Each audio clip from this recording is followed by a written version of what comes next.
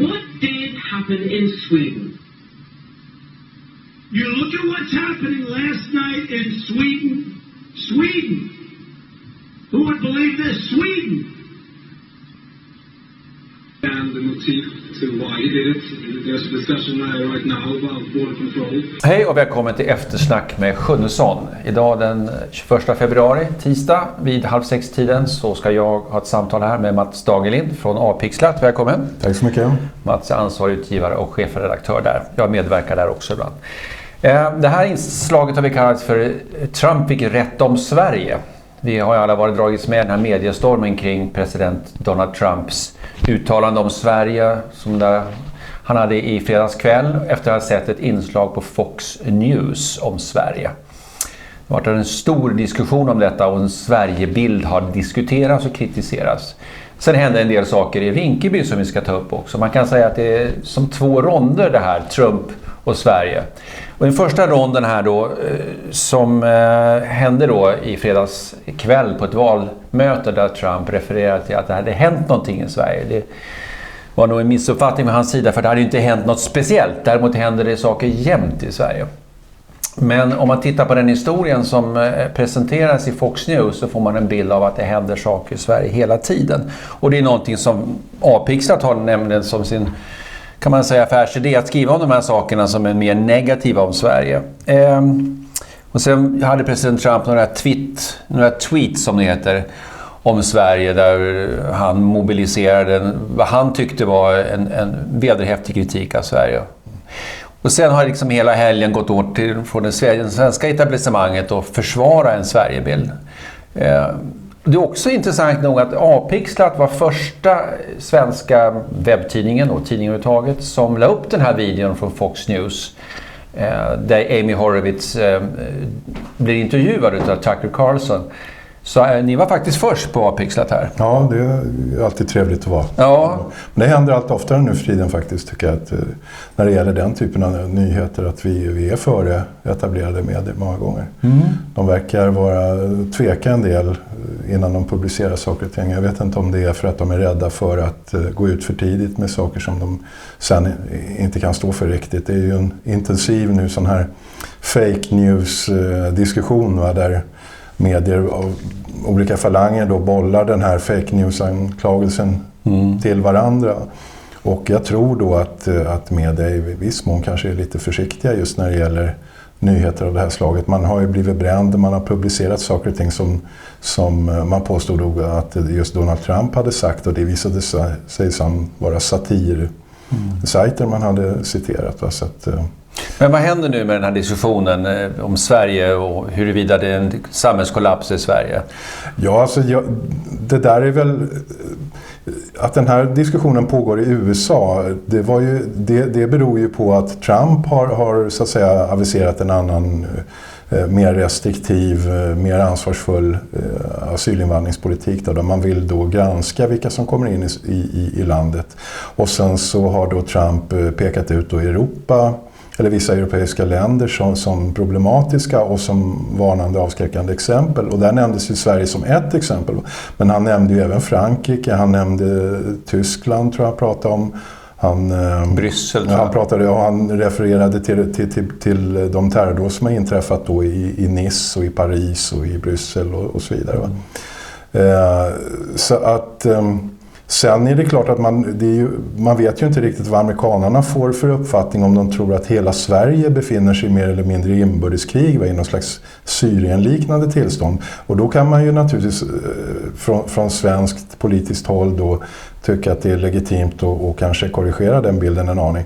Tycker du att den svenska motreaktionen, att man målar upp en sån här halmgubbe där man säger att Trump påstår att det är samhällskollaps och så säger svenskarna det kommer vatten i kranen och jag kan gå ut på gatan och allt faller inte samman och så försöker man säga att Trump överdriver? Ja, jag tror väl det. Eller man är liksom ängslig överhuvudtaget att den här Sverigebilden ska läcka ut. För att vi är ju, det svenska etablissemanget har ju länge varit måna om att måla upp Sverige som den humanitära stormakten och att det egentligen är vår invandringspolitik som är det ansvarsfulla. Det är det som är den rätta nivån. Och om det nu börjar ifrågasättas internationellt att man inte kan ha de här nivåerna på invandring i förhållande till befolkningsmängd och ekonomi och så. Då naggas ju den här bilden i kanten, och man har satsat mycket på en feministisk utrikespolitik och en plats i säkerhetsrådet och putsa på en grandios Sverigebild. Det som hände i lördag så att då, första gången vad jag vet så har alltså svensk statsminister reagerat på en amerikansk president säger en passant i ett valtal. Det var inte valkampanj men en typ av kampanjtal. Så Löfven har varit intervjuad om den här väldigt korta det som Trump sa om Sverige, och då sa Löfven att man skulle bemöta med fakta det som Trump sa beskyllde Sverige för då.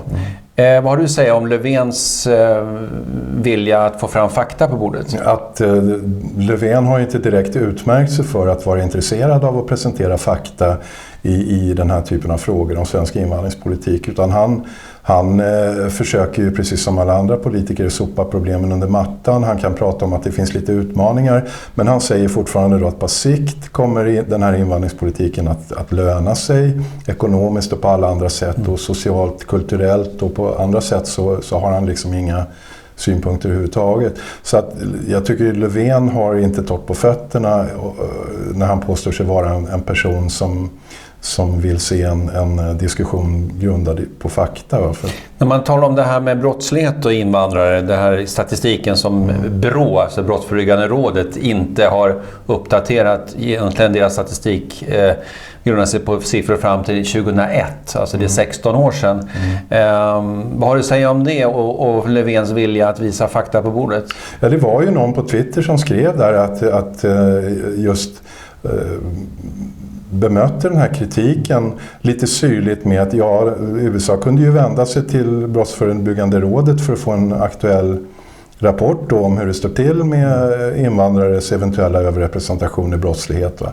För det vet vi ju alla att någon sån utredning finns ju inte, och den har ju till och med regeringen, Löfven då, som påstår sig vara intresserad av fakta, är ju högsta ansvarig för att säga nej till att ta fram en sån utredning. Så att återigen så är man ju inte intresserad av fakta, utan man är intresserad av vidmakthålla den illusion av ett fungerande Sverige, en fungerande invandringspolitik som man har jobbat länge på. Och framförallt i utlandet, det är en sak att den naggas i kanten inom Sveriges gränser, men när Sveriges rykte liksom förändras i omvärlden så blir det en annan sak. Det skedde en annan liten intressant svensk-amerikansk kommentar, bara jag tror det var igår. Obamas tidigare ambassadör till Sverige, en amerikansk-iranska tror jag är. Hon fick ju lämna sin post. Det går till så i USA att man lämnar sin post här i Stockholm. Hon är alltså demokrat och då helt enkelt ställer upp på Obamas syn som skiljer sig rätt mycket från Trump. Hon twittrade ut i lördags att Sverige var, om inte det mest perfekta, så långt man kunde komma i världen av de mest perfekta länderna som ett försvar av Sverige mot Trump. Men sen igår var hon intervjuad och då har hon backat och sagt att det där med statistik på invandring och brottslighet, det var något som hon ställer sig bakom. Så att det där har skett nu bara sista dygnet. Att en viktiga demokratisk ditsatt diplomat här i Sverige då ställer upp på, kanske inte på AP-stat och Fox News, men åtminstone på en ganska neutral begäran att uppdatera siffror som är numera över 15 år gamla. Jag vet inte riktigt varför hon bytte fot där, va? Men man kan väl säga om det första uttalandet då att en kvinna som tillhör den politiska eliten och har befunnit sig i Sverige som diplomat kanske inte liksom har levt en tillvaro här som riktigt legitimerar att man uttalar sig om hur Sverige utanför den privilegierade tillvaron ter sig då för vanligt folk. Så att, jag tror inte hon har tillbringat så mycket tid ute i Rinkeby eller i Bergsjön eller i Rosengård eller liknande. Vi kommer till Rinkeby strax. Ja. För att det var det som hände nu igår natt i Rinkeby. Men innan vi lämnar Trump så den här amerikanska journalisten Amy Horowitz, han var i Stockholms förort, han var i Husby där han blev nedslagen. Han hade pratat med 2 svenska poliser och igår, jag vet att APX la upp de här intervjun där Amy Horowitz fick förklara hur han hade fått reda på saker och ting i Sverige. Det var nämligen väldigt kritiserat framförallt av svenska medier. Att han hade förvrängt fakta, att han inte hade behandlat de här polisernas intervjuer på rätt sätt. Han hade klippt och klistrat. Och Fox News lät honom förklara då vad han hade kommit fram till. Har du några synpunkter på Amy Horowitz försvar där? Alltså, Amy Horowitz reportage ska naturligtvis tas för vad det är. Va? Han har ju varit i Sverige och det hettade till och han har rapporterat, han har haft ett uppdrag att rapportera om problemen här. Va? Han har ju inte gjort anspråk på att visa upp en helhetsbild av hela Sverige, till exempel någon medelklassidyll, villområde eller något sånt, utan han har ju besökt utanförskapsområdena och återspeglat vad som händer där och velat rapportera om ett problem som ökar i Sverige som har med invandringen att göra. Han sa om de här poliserna att de har tagit tillbaka sina vittnesmål. Ja. Då sa han att poliserna redan då när han satt där så kände de sig väldigt pressade, märkte han. Och han menade egentligen vad han sa igår i Fox News att poliserna har blivit utsatta för påtryckningar av polisledning kanske eller kollegor att ta tillbaka. För han menade att de faktiskt hade sagt det här till honom. Han menade att han hade ställt frågor. Han hade inte klippt reportager på det sätt som de pratar ju om att det var kriminella områden, men områden med hög kriminalitet. Men det var just de förorter där det också fanns en stor andel utlänningar eller invandrare. Så att om poliserna talade om kriminellt belastade områden och Amy Horowitz talade om invandrartäta områden, så var det egentligen samma geografiska plats de pratade om. Alla förstod vad det handlade om, va? Men det här är ganska vanligt bland svenska poliser som i stundens ingivelse då har gått ut och sagt vad som sen i efterhand då betraktas som lite för mycket. Va? Blir det ett mediedrev kring det här, man har skrivit en polisrapport eller gått ut på polisens hemsida och uppgett lite för mycket information, till exempel om en gärningspersons etniska bakgrund eller vad det nu kan vara. Va? Så är man tvungen att pudla sen, va? Oavsett vad man hade för intention från början. Så att jag är inte förvånad över att efter den medieuppmärksamhet som har blivit kring det här, att de här två poliserna då försöker då att skademinimera och att man kanske också har fått påtryckningar. Jag upplever ju inte att Horowitz har varit ohederlig på något sätt. Va? Sen så kan man ju tolka hans reportage på olika sätt. Va? Vad är det? Försöker Horowitz och måla upp att hela Sverige ser ut som Rinkeby? Va? Eller har han velat skildra just de här utanförskapsområdena och de tilltagande problemen? Och att liksom, ja... Jag tror ju att han har haft ärliga avsikter, men han är ju en nyhetsskapare. Han vill naturligtvis skapa uppmärksamhet. Va? Och det här gör ju alla journalister, vad man rapporterar om, så vill man ju liksom sälja nyheten med en bra rubrik och en bra story. Så att... Sen hade Fox News också en uppföljning av Peter Springer, den här berömda Facebook-uppdateringen som polisen i Örebro gjorde. Och de har väl läst det på översatt till engelska och de tog in Expressens USA-korrespondent i studion i Fox News. Och de var väldigt förvånade över att en polis hade blivit anmäld för, och det kom inte fram, men det var ju hets mot folkgrupp som det handlade om. Däremot så var det ingen förundersökning, den lades ner. Det blev inget åtal, men man kan väl säga att Fox studioman där kunde inte för sitt liv föreställa sig att en polis skulle bli, ens liksom att någon skulle vilja anmäla honom. Och han sa också att vad det här ger för påverkningar in i det svenska, ska vi säga, samhället bland vanliga svenskar som inte är poliser. Är det så att polisen blir anmäld för att säga vilka brottslingarna är och var de kommer ifrån, hur ska då vanliga människor kunna göra det? Och Expressens reporter, ja, du kan ju säga, du såg det också. Eva hette hon, men vi kan ta det. Ja, just det. Nu är det väl så att det står väl var och en fritt även i USA och göra en polisanmälan oavsett det finns någon saklig grund för det. Man kan skriva av det efter en timme, efter en kvart. Precis.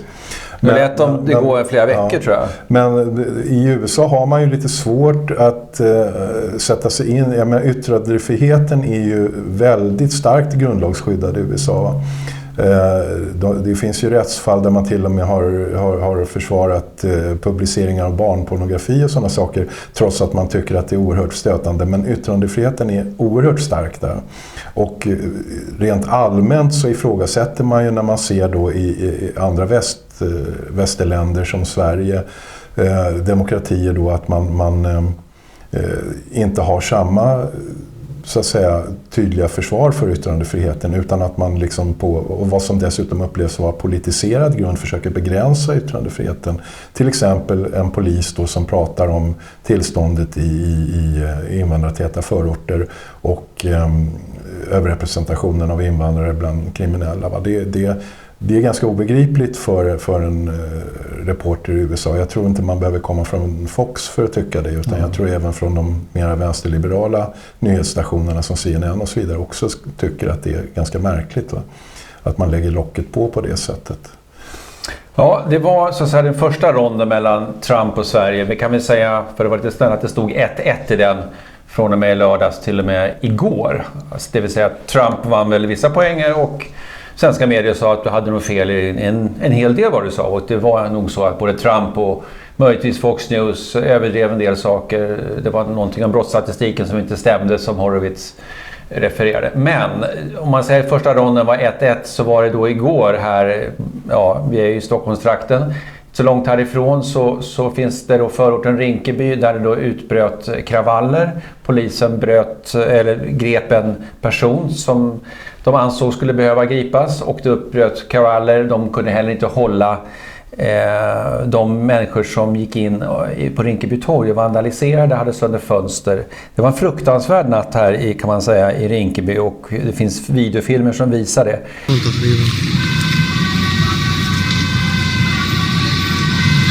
In that series of incidents, one police officer was injured when an object hit them in the arm, and we went to that neighborhood. Så där kan man säga då att det som Trump sa att Sverige präglas utav i vissa områden då. Ska vända mig till Mats igen. Han fick faktiskt rätt här igår natt. Det är ju väldigt synd, men däremot kan man då säga att 2-1 till Trump mot Sverige då. Vad är din kommentar? Ja, Trump var ju profetisk där, kan man säga. Han var ett par dagar för tidigt ute och pratade om vad som hade hänt i Sverige. Va? Om man nu ska koppla det här uttalandet som han gjorde då till något specifikt tillfälle. Men det som hände i Rinkeby igår, det är ju liksom inget unikt. Då. Vi hade ju Husbykravallerna här för några år sedan och vi har ju scener av det här slaget utspelar sig ju ganska ofta tyvärr, och i större eller mindre skala. Va? Och det brinner bilar och det vandaliseras och det kastas sten mot poliser, inte bara poliser utan även annan ambulanspersonal och räddningstjänst och brandkår, och till och med brevbärare får ju stenar kastade på sig. Så att det här är ju ett fenomen som har eskalerat och som är ständigt pågående. En av de sakerna som noterades igår, det var att poliserna bara stod och tittade på när ligister, kallas de för, 30, 40, 50 unga män gick in i butiker och stal och slog sönder fönster och sådär. Jag pratade själv med ett ögonvittne. Jag skrev om det i din tidning. Ögonvittnet såg det här. Och det där var det ingen som hade skrivit om förrän DN verifierade den här storyn på eftermiddagen. Så Apixlat var igen då först med en historia 5-8 timmar innan DN skrev om det. För DN skrev precis samma sak som jag skrev då, nämligen att folk helt enkelt var jäkligt arga på polisen som inte ingrep. Så det vill bara gratulera där. Men det som hände igår var ju också att en fotograf från Dagens Nyheter blev misshandlad.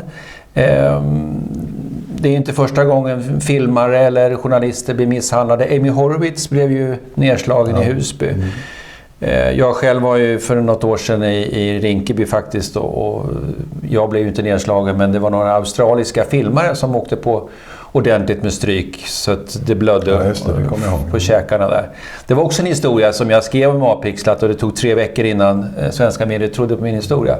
Förrän de la upp den på film från Australien så man kunde se det här. Ja, det ifrågasattes ju starkt. Ja, det ifrågasattes också i TV4s Godmorgon igår att den där filmen då från Australien för 1 år sedan att det skulle vara vinklad. Va? Du har sagt samma sak som du sa tidigare, att man inte tror på när Avpixlat alternativ medier beskriver historier. Men det här som händer i Rinkeby då, kommer det ge Löfven vatten på sin kvarn där han säger att det här var en engångshändelse, eller tror du nu att medieetablissemanget i Sverige och politikerna, när de har åkt på de här otroliga bakslaget igår kväll, att det som Trump sa i fredagskväll infriades tyvärr då på tisdagen eller på måndagskvällen, idag är det tisdag. Tror du att svenska medier kommer bita det sura äpplen och säga okej, det ligger något i vad president Trump säger? Jag tror att man kommer försöka att hålla så låg profil som möjligt för att om möjligt då inte väcka så mycket uppmärksamhet kring det här. För att det blir ju ganska pinsamt då om det Trump sa för några dagar sedan avfärdades som nonsens och sen bara några dagar senare så inträffar en sån här händelse. Jag tycker ju då att Löfven har anledning att skämmas och kanske ännu mer Polismyndigheten har anledning att skämmas över det som hände, just den här passiviteten som du nämnde ute i Rinkeby. Man lämnar alltså i alla fall det stora flertalet som bor där ute är ju ändå laglydiga medborgare och det är deras butiker som förstör, det är deras bilar som eldas upp och så vidare. Det är en typ av rasist därför att man behandlar de medborgarna i Rinkeby och invånarna ska vi säga på ett annat sätt än de som bor i innerstan och andra delar av Sverige. Skulle det här ha hänt i ett medelklass villaområde så skulle det ha varit fullständigt ramaskri och politikerna skulle vara tvungna att ingripa och säga så här får det inte vara. Men nu har man en annan prioritetsordning. Dels så är man ju underbemannad så att polisen har ju order att sitta kvar i bilarna om de inte anser att de är tillräckligt starka för det sköts också så kallad verkanseld, det vill säga att faktiskt skada någon. Ja, men sen det andra det är ju det att polisen har ju då order på sig uppifrån då att inte onödigtvis provocera de här gängen ute. Därför att man har alltså ett långsiktigt uppdrag då att bygga förtroende och bygga dialog med de här grupperna därför att man vill liksom etablera en annan bild av polisen och det svenska samhället och råda bot på den här fientliga inställningen. Och i den processen så lämnar man alltså de laglydiga medborgarna, butiksinnehavarna, alla de som drabbas av brotten i sticket. Det är ju ganska skamligt tycker jag. Ja, det står då 2-1 Trump Sverige. Vi är då den 21 februari. Det här uppgifterna om det som händer i Rinkeby igår, det kommer ju förstås glömmas bort, men det kan vara så att Avpixlat får flera historier att berätta. Ni kommer ha mycket att leva av. Ju mindre vanliga medier skriver om de här sakerna, desto mer får ni. Ser du någon möjlighet att hela det som Avpixlat står för att utkonkurreras av att medierna faktiskt skriver om hur det är? Nej, alltså inte finns det behov av den webbtidningen? I ett långsiktigt perspektiv kanske Avpixlat blir onödig, men idag ser vi ju liksom en tilltagande regression till och med på senaste tiden. Ett tag så, alltså å ena sidan så har ju etablerade medier börjat skriva mer om det de kallar för utmaningar med invandringspolitiken och sånt som vi tidigare var ensamma om. Men i spåren nu efter just Donald Trumps alltså tillträde som president och hans tydliga krigsförklaring mot det han kallar för korrupta medier, så har det vänt åt andra hållet igen. Så att etablerade medier har beskrivit någon slags regression då ner till sandlådenivå där man hånar och förtalar. Vi hör, och politikerna stämmer in den här. Vi hörde då för detta utrikesminister och statsminister Carl Bildt då antyda att Donald Trump skulle ha rökt på. Och Marita Ulvskog, socialdemokratisk nestor då, som har varit minister och sitter i EU-parlamentet, säger att Donald Trump är sinnessjuk. Va? Och media matar ut vad ska vi kalla det för? En vulgärretorik mot Trump och på ett sätt som liksom snarast bekräftar hans bild av medierna. Och där har ju vi en stor uppgift inom alternativmedia, hålla huvudet kallt och rapportera fakta och så när etablerade medier regredierar ner till den nivån. Så att jag tror att vi har genom överskådlig tid, och det här är ju en stor frustration bland etablerade medier, att vi har ju alltså nu en bundsförvant inom alternativmedia som heter Donald Trump och är liksom en av världens mäktigaste män på vår sida. Och det där har ju fått svenska medier att fullständigt få mental kortslutning. Mm. Men du har ingen direktlinje till Donald Trump? Nej, det har jag inte. Du tipsar inte honom om vad som händer i Sverige? Nej, det har jag inte. Man tror ibland när man läser svenska medier att det är Mats Dagerlind som styr Donald Trump. Så är det inte. Det är inte heller jag, Jan Sjunnesson. Tack så mycket Mats för att du kom. Tack själv för att ni har tittat på detta program från Svensk Webbtelevision. Och stöd oss gärna med att swisha in era gåvor eller skicka den på vårt bankgiro som kommer här. Tack så mycket. Hej. Jag kan inte minnas vad det var. Måsarna skrattade också.